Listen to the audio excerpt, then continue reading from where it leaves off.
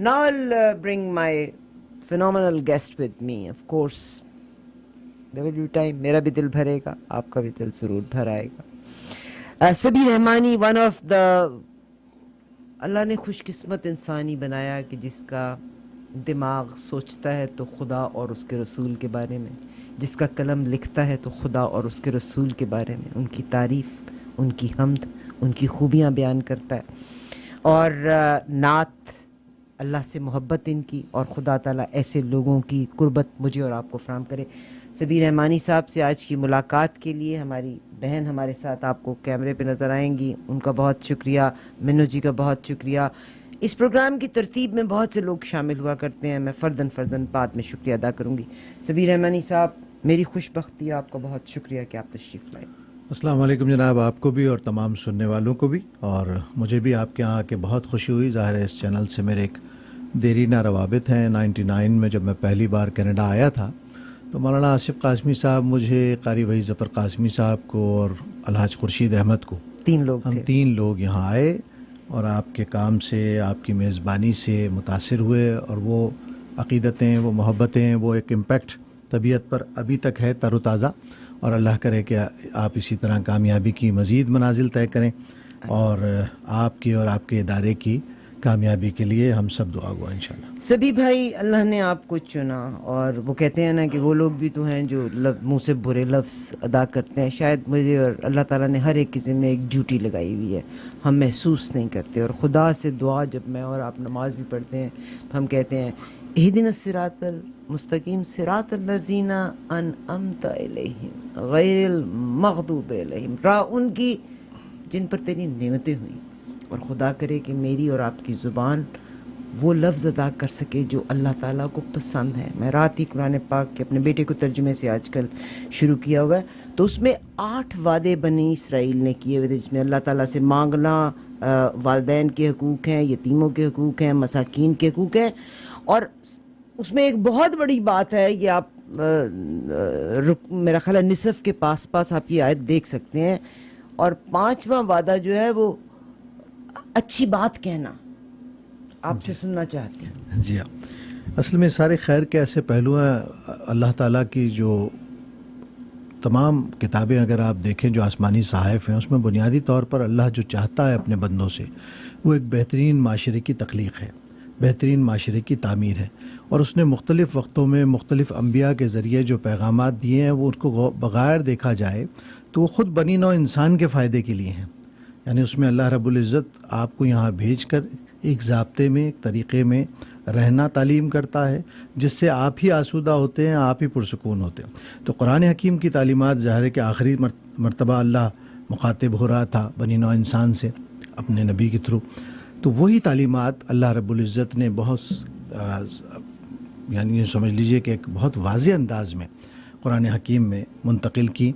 और अल्लाह के तमाम पैगामात अगर आप उनको गौर से देखें तो वो इसीलिए हैं कि उसमें उसका बंदा जो है वो अपने लिए आसानियाँ और सहूलतें तलाश करे, न सिर्फ़ अपने लिए बल्कि दूसरों के लिए भी आसानियाँ फ़राहम करे.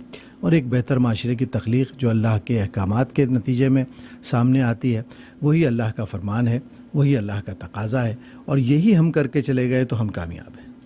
बहुत खूबसूरत बात कही कि अच्छी बात. वो कहते हैं कुरान में बड़े प्यारे, ये 5वां वादा था जो बनी इसराइल से लिया था, फिर उसमें नमाज और ज़कात का भी आगे जाके जिक्र आया. इसी में क्या चीज़ थी? वो कहते हैं ना, एक आई डोंट नो, मैं सोशल मीडिया पे उतना यकीन नहीं कहती, कहते हैं कि इमाम काबा शेख अब्दुर्रहमान अस-सुदैस अपनी माँ के साथ थे, तो उन्होंने शायद रेत होती है, खेल रहे थे, तो जो इसमें खाना पक रहा था उसमें वो रेत चली गई या कुछ हुआ, तो माँ ने उनको बदुआ भी दी. तो क्या दी? जा तुझे खुदा काबे का इमाम बनाए. आई डोंट नो कहाँ तक सच है, कहाँ तक गलत है. यानी माँ की दुआ, वो कहते हैं ना, हमारे बड़े कहा करते थे कि कभी मत कहो तेरा बेड़ा करक, कहा करो तेरा बेड़ा तर जाए. ये हमारे माशरे का एक हुस्न था. अब गालिबन हम उस तरफ ज़रा कमज़ोरी की तरफ आ गए हैं. लेकिन हमारे यहाँ जब बुज़ुर्ग नाराज़ होते थे किसी बात पे तो उनके मुंह से निकलते थे तेरा भला हो जाए. यानी कोई अगर किसी को नाराज़गी का इजहार भी करना है तो उसमें भी कोई मनफी जुमला نہیں ادا کرتے تھے، اس لیے کہ بعض اوقات کے کہے ہوئے جملے قبولیت کے لمحوں میں شاید اثر انداز ہوتے ہیں شخصیتوں پر، طبیعتوں پر. اس لیے بہت زیادہ زبان کی حفاظت کا، زبان کی نگہداشت کا احساس اسلام نے ہمیں دلایا اور نبی کریم صلی اللہ علیہ وسلم کی تعلیمات نے دلایا. یعنی اب اس ایک چھوٹے سے بات سے کہ اگر ہم کسی پر ناراض بھی ہیں، میں حفیظ طائب کے ساتھ میری بہت دوستی تھی، بہت بڑے نعت گو شاعر پاکستان کے، تو ہم لاہور کی سڑکوں پر کہیں جانا، طائب صاحب کے پاس گاڑی نہیں، انہوں نے میرے لیے رکشہ کیا، اور رکشہ میں جب ہم بیٹھے تو طائب صاحب کسی بات پر ناراض ہوئے ڈرائیور پر، تو انہوں نے اس کو کہا وہ تیرا پلا ہو جائے. تو میں نے کہا آپ اس پہ ناراض ہو رہے ہیں یا اس سے محبت کر رہے ہیں؟ کہتے ہیں جی میں چھوٹا ہے، میں کیا کر سکتا ہوں اس کو. لیکن یہ رویہ تھا ہمارا، اجتماعی رویہ تھا. اور جب قوموں کا اجتماعی رویہ ایسا خیر آمیز ہو جائے، خیر انگیز ہو جائے، تو بہت ساری برکات کا نزول ہوتا ہے. بہت سے لوگ سوچیں گے کہ میں یہ بات کیوں ان سے کر رہی ہوں، یعنی ایک شخص جو خدا کی تعریف کرتا ہے میں وہ کیوں نہیں سن رہی، نعت کی بات کرتا ہے. مگر کلام لکھنے کے لیے یا نعت لکھنے کے لیے آپ کو ریسرچ کرنا پڑتی ہے، پڑھنا پڑتا ہے. آپ جب رسول پاک کی تعریف یا اللہ کے حمد بیان کر رہے ہیں تو آپ پڑھتے ہیں.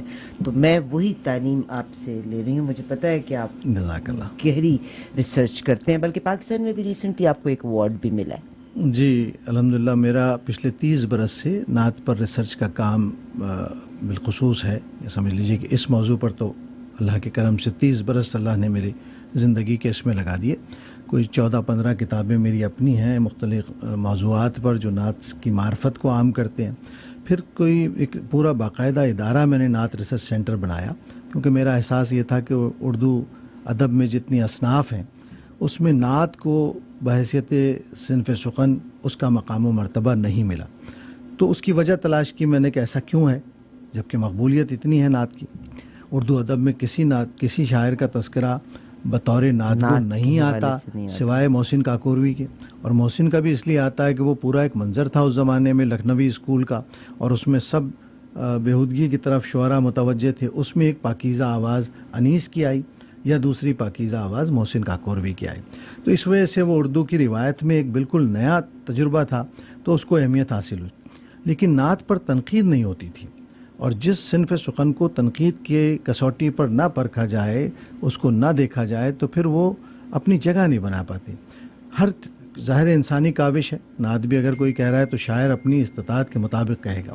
اس میں کیا صلاحیت ہے، وہ دین کا علم کتنا جانتا ہے، رسول اللہ صلی اللہ علیہ وسلم کی بابت کیا جانتا ہے، ان کی محبت کے کتنے مراحل طے کر چکا ہے، یہ سب اس کی نعت کا عکس ہوتا ہے جو اس میں آتا ہے. لہٰذا اگر اس کو معرفت نہیں ہے تو وہ پھر دعوے کرے گا، اور دعوے بغیر دلیل کے ہوں گے تو اثر انداز نہیں ہوں گے. تو اس طرح کی چیزیں میں نے نعت ریسرچ سینٹر سے کی، اور 100 سے زیادہ کتابیں میرے ادارے نے چھاپی ہیں، اور اس وقت 35 سے زیادہ یونیورسٹیوں کے ساتھ ایفیلیٹڈ ہے نعت رنگ ہندوستان اور پاکستان کے، اور ہم نعت پر مختلف موضوعات کے تحت مسلسل کام کرا رہے ہیں. اور یہ ریسرچ ورک یہ ہوتا ہے، پھر ان لوگوں کو ظاہر ہے قرآن پاک کو بھی دیکھنا پڑتا ہے، اس کا ترجمہ بھی دیکھنا پڑتا ہے، آپ صلی اللہ علیہ وآلہ وسلم کی حیات طیبہ کو بھی دیکھنا پڑتا ہے. تو میں اسی حوالے سے یہ تمام معلومات بھی آپ سے ساتھ حاصل کرنا چاہتی ہوں. یقیناً آپ کی بات میں اثر بھی ہے. اچھی بات کہنا لوگوں کے لیے. اب تو وہ کہتے ہیں نا 21ویں صدی، تو میرا خیال ہے سبھی بھائی حالات یہ ہیں کہ میں اکثر کہا کرتی ہوں میں اس شہر میں رہتا ہوں جہاں لوگ سجدوں میں بھی اوروں کا برا چاہتے ہیں. یہ میں آپ سے سننا چاہتی ہوں کہ، اور آپ کی ریسرچ کا یقیناً یہ بھی حصہ ہوگا، کہ کہتے ہیں کہ جب انسان برا سوچتا ہے تو تب تک اس کا گناہ نہیں ملتا جب تک برا سرزد نہ کر لے، اور جب اچھا سوچتا بھی ہے تو اللہ تبارک و تعالیٰ اس کا اجر دے دیتے ہیں. کسی کے لیے اچھا بولنا، دعا کرنے سے اس کا فائدہ خود کو بھی آتا ہے؟ بے شک زیادہ آتا ہے، اس لیے کہ اللہ رب العزت آپ کی نیت کو دیکھتا ہے، اسے آپ کے عمل سے زیادہ آپ کی نیت سے مطلب ہے. اس لیے کہ جب آپ کسی کے غیاب میں اس کے لیے دعا کرتے ہیں، اس کی غیر موجودگی میں اس کے لیے دعا کرتے ہیں، تو اللہ رب العزت سنتا ہے، زیادہ سنتا ہے. یعنی اس کا مطلب یہ ہے کہ وہ یہ بات اور قبولیت کا یقین دلا کر یہ چاہتا ہے کہ تم ایک دوسرے کے منہ پر دیکھا دیکھی مت کرو معاملہ، اس کے پیچھے بھی دل سے اس کے لیے اچھے رہو، اس کے پیچھے بھی کلمہ خیر کرو. اور یہی مسلم معاشرے کا حسن ہے کہ ایک دوسرے کے پیچھے بھی اگر آپ ہوں تو اس کی برائی کی جگہ اس کی اچھائی بیان کریں. کوئی برائی کر رہا ہے تو آپ اس کا کوئی اچھا پہلو بیان کر دیں. صوفیہ کی ہمارے ہاں تعلیم کیا تھی؟ صوفیہ نے جس بات کو دین کی سمجھا، دین کی روح کو سمجھا کہ اللہ رب العزت بنی نوع انسان میں آپس میں کس قسم کا تعلق چاہتے ہیں، اپنی ذات سے کس قسم کا تعلق چاہتے ہیں. اور حد یہ ہے کہ اللہ رب العزت کی ذات سے تعلق دراصل مخلوق سے تعلق ہے. وہ خوش ہوتا ہے اس بات سے کہ اس کی مخلوق سے تعلق جوڑا جائے. تو ظاہر ہے کہ آپ کی زبان سے، عمل سے، کسی بھی معاملے سے اگر کسی مخلوق میں سے کسی کا دل دکھتا ہے یا کوئی ہرٹ ہوتا ہے تو وہ معاملہ پھر اللہ رب العزت اپنے ذمہ لے لیتا. اس لیے یہ خیر ہی خیر کا عمل ہے. اسی لیے ہم کو اپنی زبان کے نگہداشت کی سب سے زیادہ ضرورت ہے. یعنی مختلف احادیث میں مختلف طریقے سے اس کی طرف توجہ دلائی گئی ہے، لیکن زبان جو ہے نا ایک چھوٹا سا ٹکڑا ہے زبان کا، لیکن یاد رکھیے کہ اس کا اثر بہت ہوتا ہے دلوں پر، معاشرے پر، ماحول پر، عمل پر. تو اس لیے جس نے زبان کی حفاظت کر لی وہ عافیت میں رہا. زبان کی حفاظت جس نے کر لی وہ عافیت میں رہا. میں نے انجم قریشی کو ریکویسٹ کر دی ہے کہ میرا جو مہمان ہے، انجم قریشی 3:30 بجے آیا کرتی ہیں، میں اس کو ان انٹرپٹیڈ لے کے جانا چاہتی ہوں. یعنی کسی کے بارے میں اچھا برا کہنے کا عالم یہ ہے، اور مجھے پتہ ہے کہ آپ میں سے جتنے بچوں کے جوان بچے ہیں، ینگ بچے ہیں، یہ گروئنگ چلڈرن ہے، یقیناً آپ کو بھی وہ چیک کرتے ہوں گے.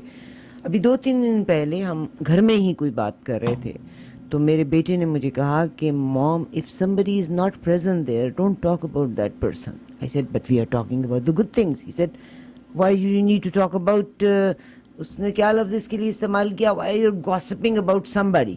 I said آپ ہی کی بات کر رہے تھے ہم. اچھا ماجد بھائی آپ ہی کی بات کر رہے تھے and your sister called me and میں ان سے بات کر رہی تھی اور ہم اچھی بات ہی کر رہے تھے. And he said why you are gossiping about somebody, you don't have your own things to talk about. I said okay. اللہ تبارک و تعالیٰ نے کسی کی غیر موجودگی میں، اور جو ہم غیبت کرتے ہیں بعض اوقات، غیبت کے بارے میں اللہ تبارک و تعالیٰ نے قرآن پاک میں یہاں تک کہہ دیا کہ کسی انسان کے گوشت کھانے کے مترادف ہے. اپنے بھائی کے، مرے ہوئے بھائی کے، یعنی کسی انسان تو چلیے دوسری منزل کی بات ہے نا، اپنے مرے ہوئے بھائی کا گوشت کھانے کے مترادف ہے. تو پھر میں بیچ میں ایک رشتہ ڈال کے اور زیادہ اس کو سخت کر دیا. جی اللہ تعالیٰ میری اور آپ کی حفاظت کرے، ہماری زبانوں کو اچھا کرے، اور خدا کرے کہ ایسے پیارے لوگوں کی صحبت ہم کو ملتی رہے. آمین ثم آمین. سر، عشق کے مراحل ہوا کرتے ہیں، ایک عشق حقیقی، عشق مجازی. بہت سے لوگ جن کا دل پیور ہوتا ہے وہ کوئی بعض اوقات گانا بھی سنتے ہیں نا تو اس کو بھی اللہ کے عشق کی طرف موڑ لیا کرتے ہیں. آپ کو عشق حقیقی کی طرف کون لایا تھا؟ پہلی بات تو یہ کہ جو آپ نے ایک بات چھیڑی ہے نا، یہ گانا سن کر متوجہ ہو جانا. دیکھیے اصل حضوری ہے قلب کی حضوری. قلب کی حضوری کے لیے ضروری نہیں ہے کہ آپ کوئی مذہبی بات سن کے ہی مذہب کی طرف متوجہ ہوں یا اللہ رسول کی ذات کی طرف متوجہ ہوں. میں ایک چھوٹا سا واقعہ سناتا ہوں، اب اس بات میں سمجھانے میں آسانی ہو جائے گی.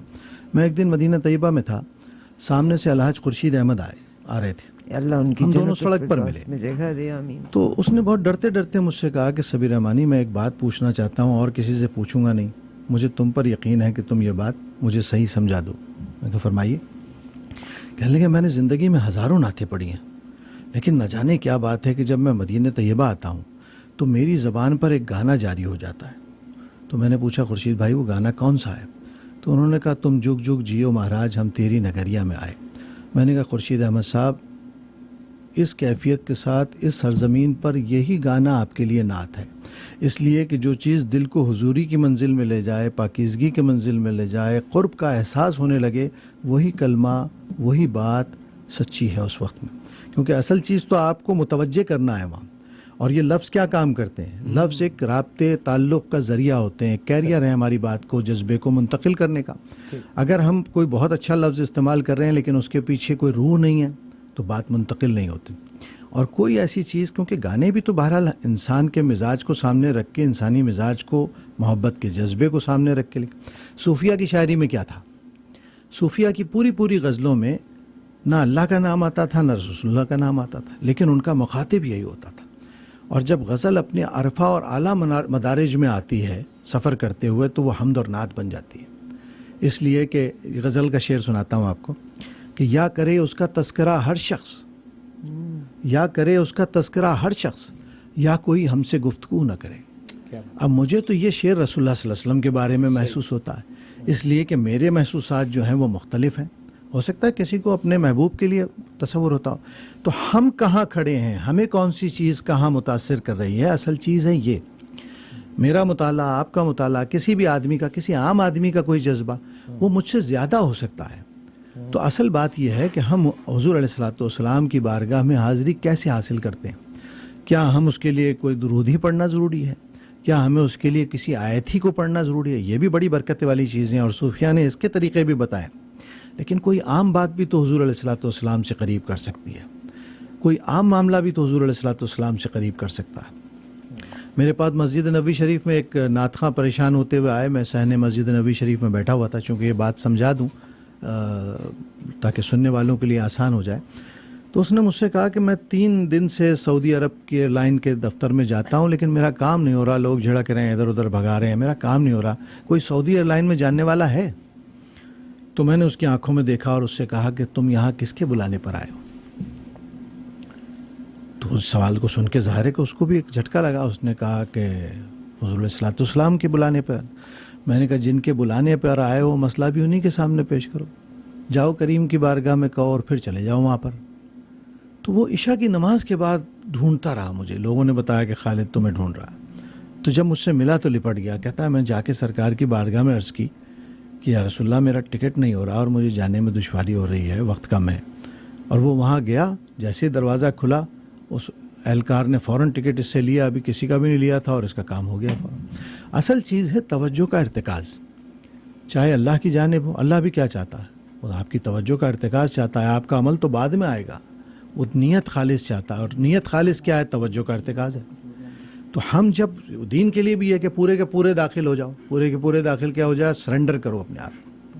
تو جب ہم حضور علیہ الصلوۃ والسلام کی بارگاہ میں جاتے ہیں یا اللہ کریم کی بارگاہ میں جاتے ہیں تو در حقیقت ہماری توجہ کا مرکز، اچھا یہ بارگاہ میں وہاں جسمانی طور پر جانا نہیں ہے، دنیا کے کسی خطے سے، کائنات کے کسی حصے سے آپ اپنے آپ کو منسلک کر سکتے ہیں سیکنڈوں میں اللہ اور اس کی ذات سے۔ مجھے مسجد نبوی شریف میں ایک بزرگ نے کہا کہ بیٹا تمہاری پہلی حاضری 95 میں حج پہ گیا تھا پہلی مرتبہ۔ میں نے کہا جی۔ کہنے لگے میں تمہیں ایک نصیحت کرتا ہوں، تمہیں زندگی بھر کام آئے گی۔ میں نے کہا جی فرمائیے۔ کہنے لگے مسجد نبوی شریف میں کسی ایک گوشے کو اپنے بیٹھنے کے لیے منتخب کر لو۔ میں نے کہا کیوں؟ کہنے لگے اس لیے کہ زندگی بھر جب تصور کرو گے اپنے آپ کو وہیں پاؤ گے۔ یہ حضوری کیسی ہے؟ حاضری میں حضوری تلاش کرنا خود انسان کے کام، اور پھر اس کا فضل ہے۔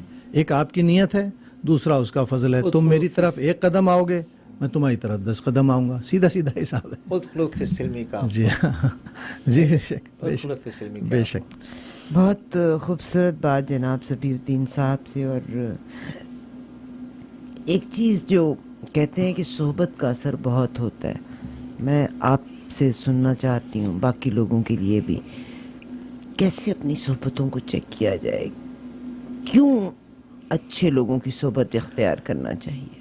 دیکھیے صحبت کا انسانی شخصیت پر، انسانی زندگی پر بڑا اثر ہوتا ہے۔ آپ کے اطراف میں اگر کوئی عطر بیچنے والا ہے تو آپ کو خوشبو ملے گی۔ آپ کے اطراف میں اگر کوئی ناپاک چیز، کوئی بدبودار شے ہے جس کی ترسیل ہو رہی ہے تو آپ اس سے متاثر بھی ہوں گے اور تکلیف میں بھی رہیں گے۔ بالکل معاشرہ بھی اسی طرح ہے۔ آپ کے گرد و پیش میں جو لوگ اچھا بول رہے ہیں، اچھا کر رہے ہیں، اچھا دیکھ رہے ہیں، اچھا دکھا رہے ہیں، وہ اگر آپ کی زندگی کا حصہ ہیں تو آپ کو بھی کائنات ویسی صاف ستھری نظر آتی ہے۔ ہم کہتے ہیں نا کہ خود اچھے ہو جاؤ سب اچھا ہو جائے گا۔ فرد کائنات کی اکائی ہے، اگر فرد ٹھیک ہوگا تو کائنات میں ہر چیز پازیٹیو ہو جائے گی۔ اور میرا تجربہ ہے اپنی ذات کا کہ اگر دل میں آپ کی کسی کے لیے نفرت نہیں ہے، سب کے لیے محبت ہے، اور میرا اپنا معمول تو یہ کہ میں دعا کرتا ہوں، شاید میں کوئی بہت عبادت گزار آدمی نہیں ہوں، لیکن صوفیہ نے چھوٹے چھوٹے مسائل سے بہت چیزوں کو حل کر دیا۔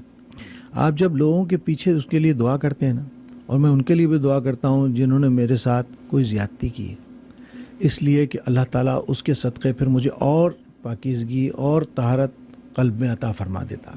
یہ میرا تجربہ ہے کہ ہم اپنے اچھوں کے لیے، اپنے رشتہ دار، بہن بھائی، دوست، احباب، محسنین کے لیے تو سب کرتے ہیں، لیکن مزہ تو جب ہے جب آپ اللہ سے کہیں کہ مولا اگر کسی نے مجھے تکلیف پہنچائی تو میں اسے معاف کرتا ہوں، تو اسے معاف فرما، اور میں اس کے لیے دعا کرتا ہوں اگر وہ دنیا سے چلا گیا تو اس کی عاقبت کی۔ پھر آپ دیکھیے اس تجربے کو کر کے کہ آپ کا اندر کتنا روشن ہو جاتا ہے، آپ کے سطح پر آ جاتے ہیں اللہ رب العزت سے محبت میں، اور اللہ اس کے صدقے آپ کے کتنے گناہ معاف فرماتا ہے۔ یہ چند لمحوں میں آپ کو احساس ہو جاتا ہے اس بات کا، صرف آپ کو اپنی انا پر پیر رکھ کر آگے بڑھنا پڑتا۔ ہم اصل میں نفس کے ہاتھوں مجبور ہو جاتے ہیں اپنی انا سے، تو جس دن ہم میں نکال دیں اپنے اندر سے، اس دن سارا مسئلہ حل ہو جاتا ہے۔ یہ میں ہی ہے جو اس نے مجھے یہ نہیں دیا، اس نے مجھے یہاں روک دیا، اس نے مجھ سے بات نہیں کی، اس نے میرا نام نہیں لیا، اس نے میرا اناؤنسمنٹ پورا نہیں کیا، اس نے مجھے صحیح جگہ پڑھایا نہیں۔ ایسے ہزارہا مسائل ہیں جو میں سے شروع ہوتے ہیں اور میں پر رہتے ہیں۔ تو اس میں کو مارنا ہے، جو ہو گیا، جو مل گیا، رب نے تمہارے لیے وہی رکھا تھا، اس پر شاکر رہو۔ جب تمنا ختم ہو جاتی ہے دل سے تو دنیا جنت بن جاتی ہے۔ اصل چیز ہے تمنا، ایک کے بعد دوسری، دوسری کے بعد تیسری، تیسرے کے بعد چوتھی، دنیا تو کہیں ختم نہیں ہوتی۔ تو جب آپ قناعت پر آ جاتے ہیں تو میں اپنے بچوں کو تربیت کرتا ہوں، بیٹے اگر آپ کے پاس روپیہ ہے تو آپ 4 آنے میں زندگی پلان کرو، کبھی پریشان نہیں ہوگے۔ میں نے بھی ایسے کیا تھا، مجھے کبھی پریشانی نہیں ہوئی، اللہ نے ہمیشہ آسودہ رکھا قلبی طور پر، ذہنی طور پر۔ تو اللہ کا احسان ہے، جب آپ پازیٹیو ہوں گے تو سب پازیٹیو ہو جائے گا۔ ہر انسان کو اللہ نے کام دیا ہے، ذمہ داری دی ہے۔ میں نے آپ سے کہا میں نے اپنے بیٹے کے ساتھ ترجمے سے قرآن پاک شروع کیا ہے۔ میں چاہتی ہوں کہ وہ ترجمے سے سیکھے تاکہ اس کو پتہ ہو کہ اس کی کتاب کہتی کیا ہے۔ تو قرآن پاک میں ایک آیت ہے نا، اس میں اللہ تعالیٰ کہتے ہیں کہ یہ جو کفار مکہ تھے، یہ لوگ جب ایمان والوں کے سامنے ہوتے ہیں تو یہ کہتے ہیں کہ ہم ایمان لائے، اور جب اکیلے ہوتے ہیں اپنے شیطانوں کے ساتھ تو کہتے ہیں ہم نے تو ان کا مذاق اڑا رہے تھے۔ تو میرے بیٹے نے کہا سو دس مین دے ور ہپوکریٹس، ہاں بچہ تو نے مجھے بہت بڑی بات سکھا دی، خدا کرے کہ میں اور آپ ہپوکریٹ نہ ہوں۔ قرآن میں اس پہ سخت ممانعت ہے، سخت ممانعت ہے۔ اللہ تعالیٰ سیدھے رستے پہ رکھے، آمین آمین۔ تو اب میں ذاتی زندگی سے بھی پیتا جاتی ہوں، مطلب کہتے ہیں کہ ہر چیز کی کوئی بنیاد ہوتی ہے۔ اللہ اور رسول کی محبت میں آپ بندہ آپ کی نعتوں کو پڑھتا بھی ہے، سنتا بھی ہے، آپ کا آنا بھی باعث برکت ہے کہ ہم اچھی بات کر رہے ہیں اس وقت۔ مگر کیا مجازی عشق ہوا تھا جو آپ کو حقیقی کی طرف لے کے بڑھا تھا؟ میرا خیال ہے کوئی آدمی ایسا نہیں ہوتا جس کو مجازی عشق نہ ہو، یہ تو اللہ نے رکھ دیا ہے آپ کے اندر۔ اگر آپ جمالیات سے متاثر نہیں ہوتے، آپ شخصیت سے متاثر نہیں ہوتے، آپ حسن سے متاثر نہیں ہوتے، آپ خیر سے متاثر نہیں ہوتا، تو پھر آپ انسان نہیں ہیں، پتھر ہیں۔ ایسا کوئی فرد پیدا نہیں ہوا دنیا میں جو ان چیزوں سے متاثر نہ ہوا ہو۔ دل کا گداز تو پیدا ہی جذبے سے ہوتا ہے، اور جذبہ پیدا ہی اس وجہ سے ہوتا ہے کہ اللہ نے جو ایک محبت کا جذبہ دل میں رکھ دیا ہے وہی سارا گداز تک لاتا۔ وہ گداز دل کو ہموار کرتا ہے بڑے سفر کے لیے۔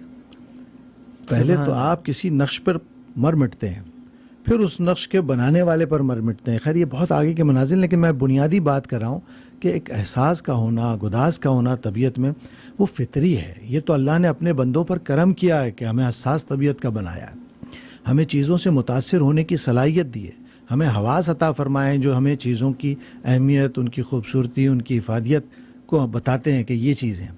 پھر اپنے فضل سے ہمیں وہ راستہ دیتا ہے، جب چوٹ لگتی ہے دل پر، کسی چیز سے آپ محروم ہوتے ہیں جو مولا کائنات کا فرمان ہے، تو کسی اور کے قریب لے جاتی ہے آپ کو کہ میں نے اپنے ارادے کی شکست سے اپنے رب کو پہچانا۔ جب ارادے کی شکست ہوتی ہے تو بندہ سوچتا ہے کہ یہ کام جو بہت آسان تھا یہ مجھ سے نہیں ہوا، اس کے پیچھے کون سی طاقت ہے، یہاں سے کون سا معاملہ ہے۔ آپ کسی گناہ سے بچ جائیں، کسی مسئلے سے بچ جائیں، کسی حادثے سے بچ جائیں، انسان کا ذہن ایک دم سوچنا شروع کر دیتا ہے ایسا کیوں ہوا، اس میں تو کوئی چیز مانے نہیں تھی کہ یہ ہو جاتا۔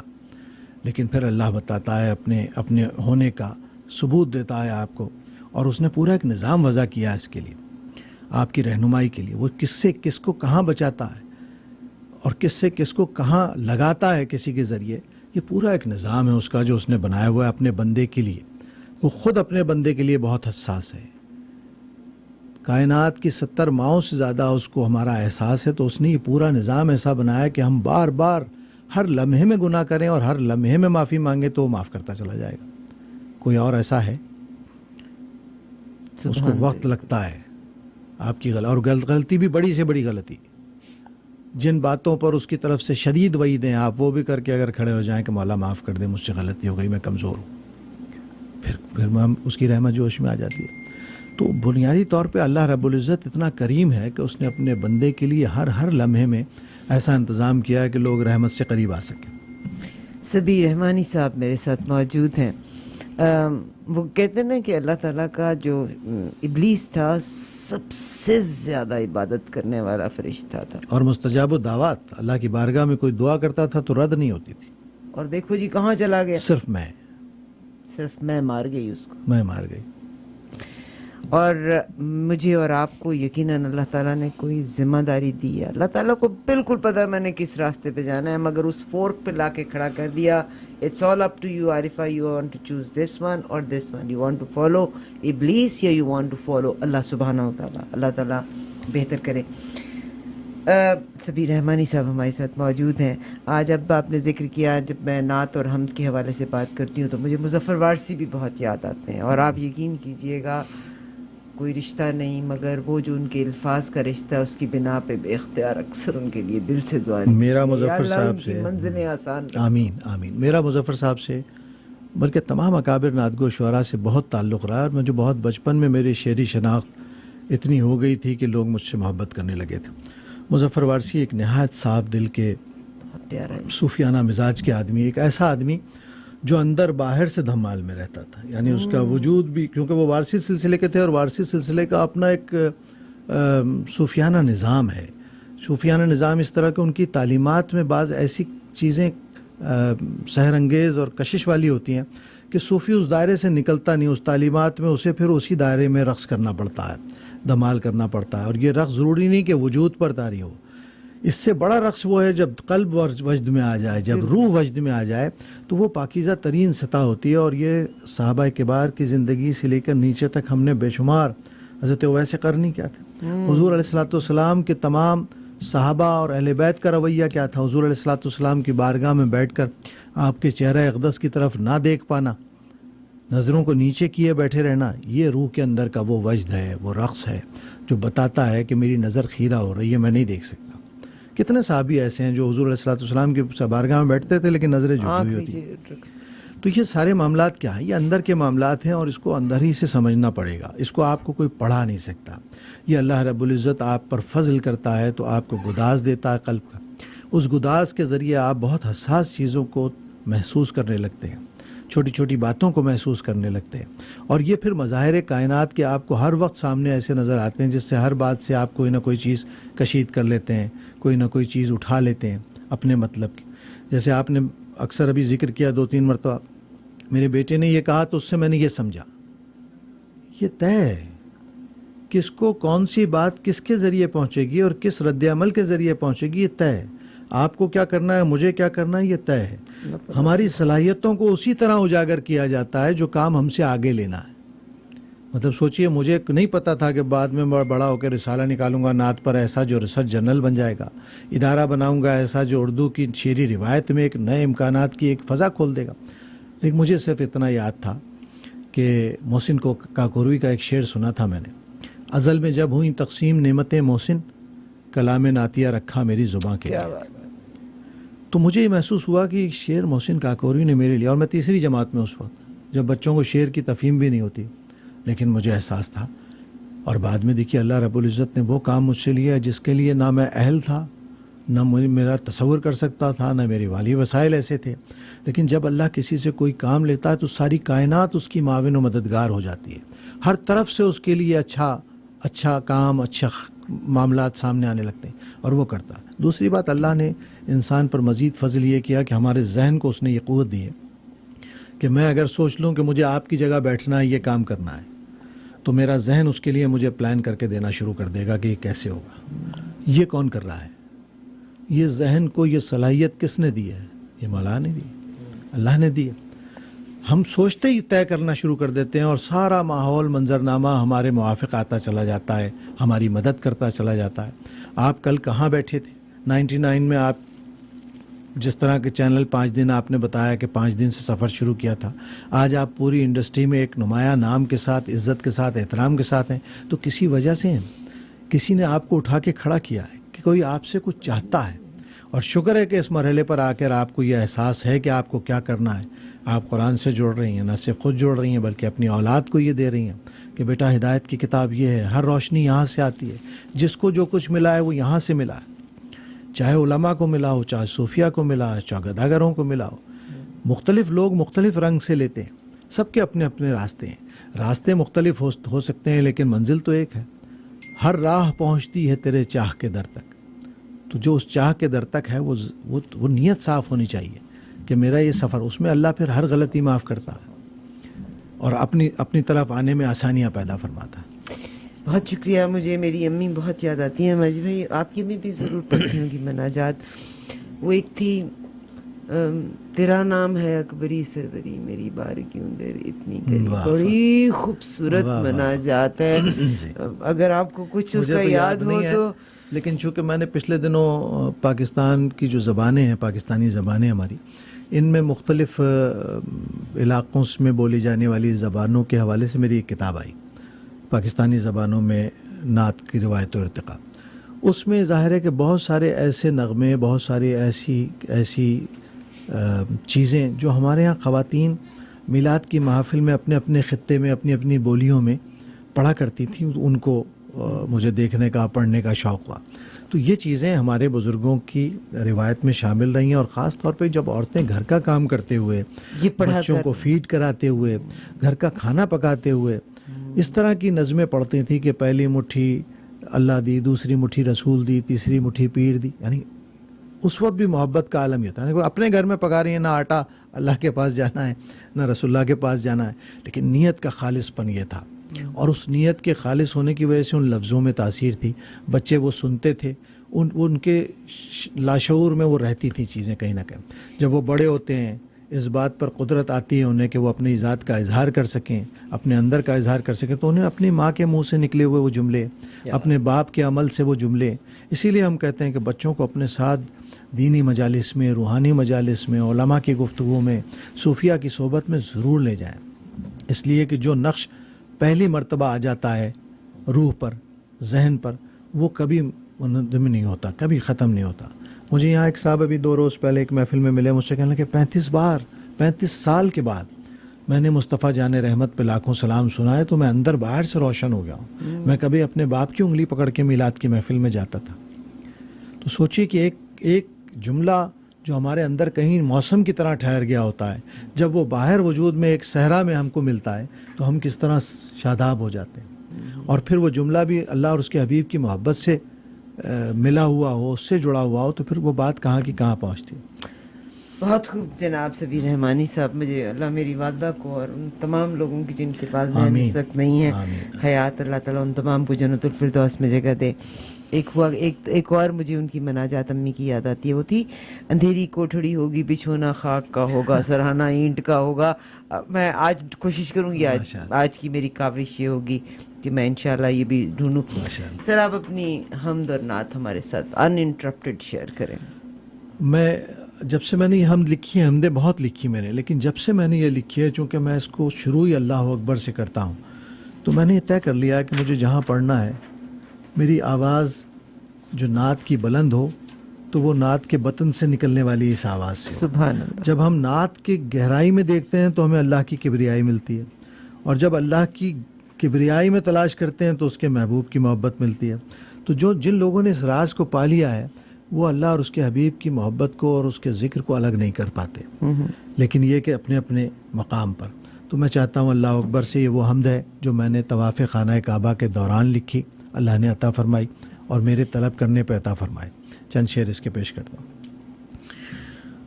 اللہ اکبر، اللہ اکبر، اللہ اکبر، اللہ اکبر. کعبے کی رونق، کعبے کا منظر، اللہ اکبر، اللہ اکبر. دیکھوں تو دیکھے جاؤں برابر. اللہ اکبر اللہ اکبر. حیرت سے خود کو کبھی دیکھتا ہوں اور دیکھتا ہوں کبھی میں حرم کو. حیرت سے خود کو کبھی دیکھتا ہوں اور دیکھتا ہوں کبھی میں حرم کو. لایا کہاں مجھ کو میرا مقدر. اللہ اکبر اللہ اکبر. یاد آ گئی جب اپنی خطائیں اشکوں میں ڈھلنے لگی التجائیں. اشکوں میں ڈھلنے لگی التجائیں. رویا غلاف کعبہ پکڑ کر. اللہ اکبر اللہ اکبر. تیرے کرم کی کیا بات مولا, تیرے حرم کی کیا بات مولا. تیرے کرم کی کیا بات مولا. تیرے حرم پر کیا بات مولا. تیرے حرم کی کیا بات مولا. تا عمر کر دے آنا مقدر. اللہ اکبر اللہ اکبر اللہ اکبر اللہ اکبر. سبحان اللہ. جزاک اللہ خیرا. سبیر رحمانی صاحب یہاں پہ موجود ہیں. آپ کو سر بہت شکریہ. مجد آپ کیا کہیں؟ شکریہ ادا کر سکتے ہیں. ان کی محفل میں بیٹھ کے بہت کچھ سیکھنے کا موقع ملتا ہے جناب. بہت شکریہ جناب. آپ سوچتے بھی اللہ کے بارے میں, نبی کے بارے میں جب بھی لکھتے ہیں کیا کیا کیا کیفیت ہوتی ہے؟ میرا ایک شعر ہے, ان کو سوچتے رہنا بھی تو ایک عبادت ہے. سبحان اللہ. ان کو سوچتے رہنا بھی تو ایک عبادت ہے, اور یہ عبادت بھی ہم نے دم بدم کی ہے. اور یہ عبادت بھی ہم نے دم بدم کی ہے, لیکن یہ ہمارا کمال نہیں ہے, یہ اس کا فضل ہے کہ اس نے ہماری توجہ کو کہیں اور نہیں جانے دیا, اپنی جانب کر وہی چنتا ہے. وہی چنتا ہے. کچھ نہیں ہے ہمارے پاس. آپ حج پہ جائیں, ساری دعائیں دیکھیں گے آپ اپنے لیے. گھر سے نکلے, مولا مشکل ہے آسان فرما دے, قبول فرما لے, اپنا بات. طواف میں جتنی دعائیں اپنے لیے کر رہے ہیں, نماز پوری کی پوری نماز دعا پوری کی پوری آپ اپنے لیے کریں. وہ تو چاہتا ہی کچھ نہیں. آپ تو صرف وہ چاہتا ہے کہ سرنڈر کرو.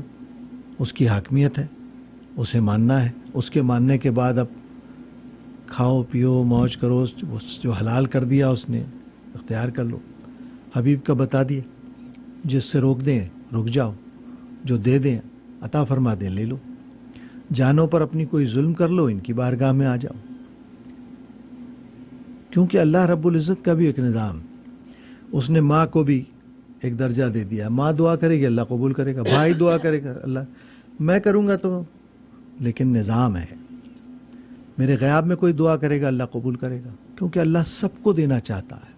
اس کو دعا کا اجر دینا چاہتا ہے, آپ کو اس کی دعا کا حاصل دینا چاہتا ہے. ایک پورا نظام ہے خیر پہ مبنی. اور اس خیر سے جو جڑتا جا رہا ہے وہ روشن بھی ہوتا جا رہا ہے, دامن کو بھرتا بھی جا رہا ہے.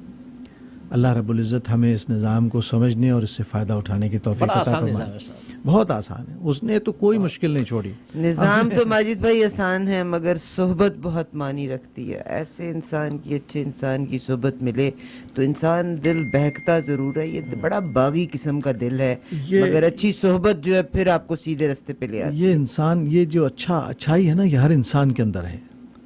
ایسا نہیں ہے کہ لوگوں میں نہیں ہے, صرف کنسنٹریٹ کرنے کی ضرورت ہے. ہم لذتوں کے پیچھے بھاگنے والے لوگ ہیں, کمزور. ہمیں جس چیز میں لذت آنے لگتی ہے ہم اس سے بھاگتے ہیں.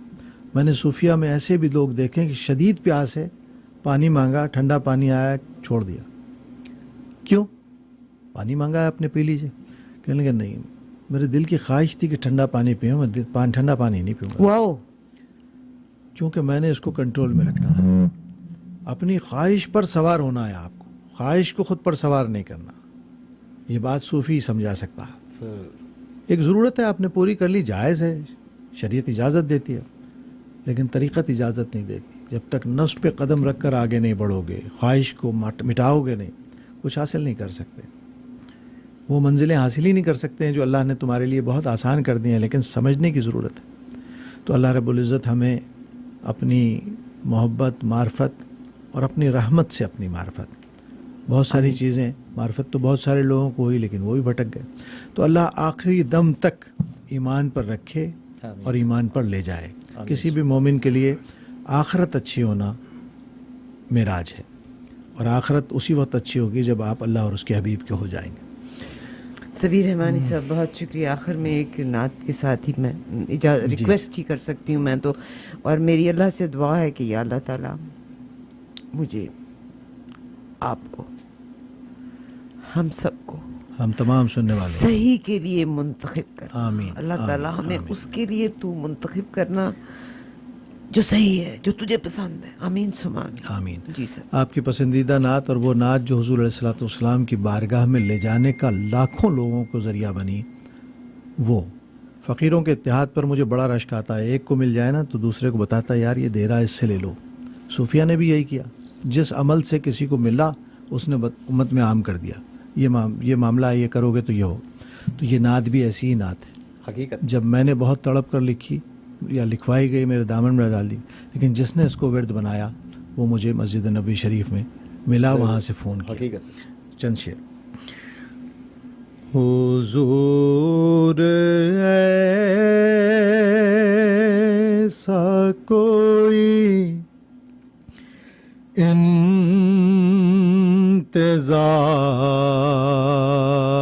انتظام ہو جائے, با کو بلا سے پھر. حضور آپ جو کہتے ہیں تو کام ہو جائے. بالکل صاحب, اللہ تعالیٰ ہر ایک کو وہاں جانے کی توفیق عطا فرمائے. آمین ثم آمین. سبھی صاحب آپ کا بے انتہا شکریہ. شاید میرے الفاظ وہ نہ کہہ پائیں جو میں چاہتی ہوں, مگر بہت شکریہ کہ آپ نے ایک اچھی طرف مائل کرنے کے لیے ہمیں ٹائم دیا. بہت جزاک شکریہ اللہ آپ کا, خیر. بہت شکریہ. بہت شکریہ سبھی صاحب تک پہنچانے میں ہمیں. فرحت صاحبہ کا بہت شکریہ جن کے توسط سے ای آواز ٹیلی ویژن پہ آپ نے سبھی صاحب کا یہ پروگرام دیکھا. زبیر صاحب یہاں موجود ہیں, ان کا بہت شکریہ, اور وہ لوگ تمام, منو جی کا بہت شکریہ, جناب نجم صاحب کا بہت شکریہ. اللہ تعالیٰ آپ تمام کو اپنی جناب سے عطا کرے. اس کے خزانے میں کسی چیز کی کمی نہیں ہے. اللہ تعالیٰ بیماروں کو شفا دے, اور اللہ تعالیٰ آپ کے رزق میں اتنا اضافہ کرے کہ جو خود دیکھا ہے الحمدللہ. اگر وہ نہیں, جو کچھ ایسے لوگ ہیں جو نہیں ابھی تک حاضری دے سکے, میں اور آپ ان کے لیے ذریعہ بن سکیں کہ وہ بھی وہاں حاضر ہو کے مجھے اور آپ کو یاد کر لیں. پروگرام کو اسی طرح سنتے رہے. واپس آتے ہیں ایک بریک کے بعد.